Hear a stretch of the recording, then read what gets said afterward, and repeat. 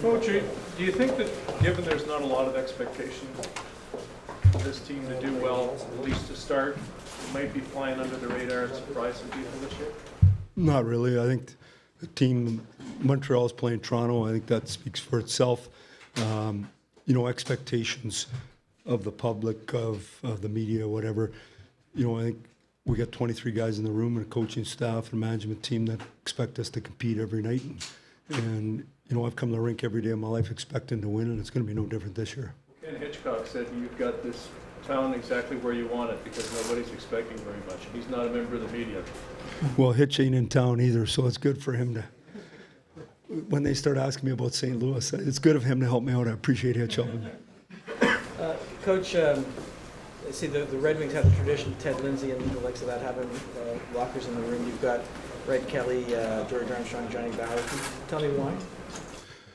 Well, I think Original Six is special. I've said that a number of times. When you got to hang around Gordie Howe and Mr. Lindsay and Alex Delvecchio for 10 years like I did, and probably more Mr. Lindsay than anybody, and you see the kind of role model he is, the kind of man he is, the tattoo he has on him, he makes the people around him better. And when he has a chance to talk to your young people and be around them, I think he can have a huge impact. And the integrity of those men was much greater than their ability to play, and they made us all better. So why wouldn't you have these guys involved?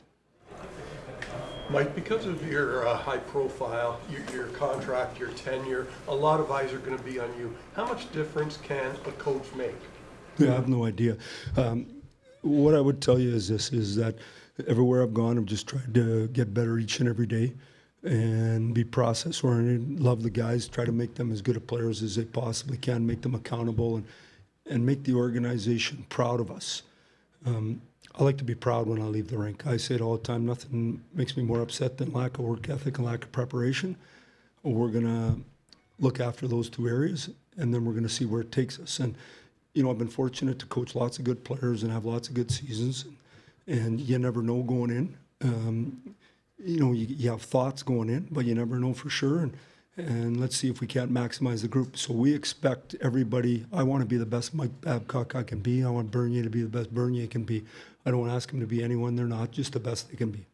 Mike, knowing Carey Price as you have, having coached him, how does your club best challenge him over the course of 60 minutes here tonight, given how good he is? He's good. He's real good, actually. He's soft, too, and he's, reads the game great. We got to drive him deep, and we got to get second chances, and we got to be around their net. Now, Montreal also, they box out real hard. They know what they got there, and they make it hard on you. Lots of scoring chances, or in the scoring areas, when you get those chances on Carey, it doesn't even look like a scoring chance. So that's just the reality of the situation. He's part of their team, and it's important that we get determined to outwork him and go get him. Staying in the same division, Mike, how much of a benefit is that? You're playing most nights. Yeah, I never thought much about it. I mean, that never weighed into anything here, obviously, but obviously I know the players.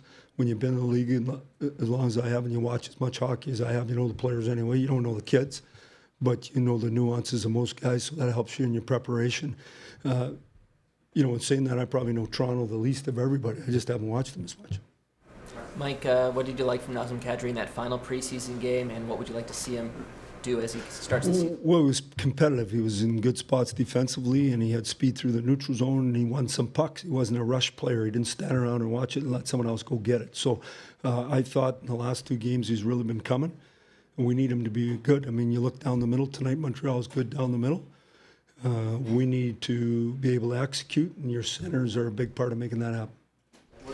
Mike, you probably have the largest support staff in the NHL in terms of conditioning guys, assistant coaches, analytics, all that. How have they helped you get to this point with the final roster? Well, our medical science people are second to none. They're unbelievable, actually. It might not show right away, but it'll show over time. The way we're looking after our guys, period, is second to anything I've ever seen, period. It's been fantastic. So, but I think it also takes those people time to have the impact. The summer's a huge time for you. We didn't have our guys in place till the end of the summer or partway through the summer, so they had an impact, but not what they will next year. But in the meantime, they're doing good things. And the thing I like about them is they're intelligent people with good ideas, and they don't mind telling the coach the workload was too much or too little, or they can help you out. That's all there is to it. So I think those people have been excellent. Like opposing coaches, players, fans, when they look at PK Subban, they see a guy that's irritating, that chirps a lot. You had a chance to coach him at the Olympics a little bit. He didn't play every day, but he was a good soldier. More importantly, you do a lot of work for charity. He just made a big donation to a kids' hospital. Do you have any insight that you discovered about PK in your little time with him over in the Olympics? Well, classy kid, to say the least. Was a great teammate, made everyone better. Unlimited energy, like he's vibrating 24/7. But most impressive thing that PK Subban ever did when I was around was he brought his whole family up to meet me on the plane on a ride home.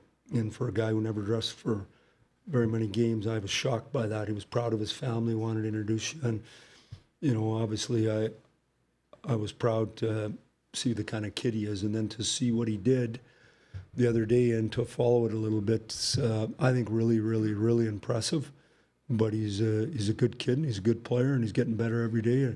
And he's got a lot of energy and he's a lot of fun.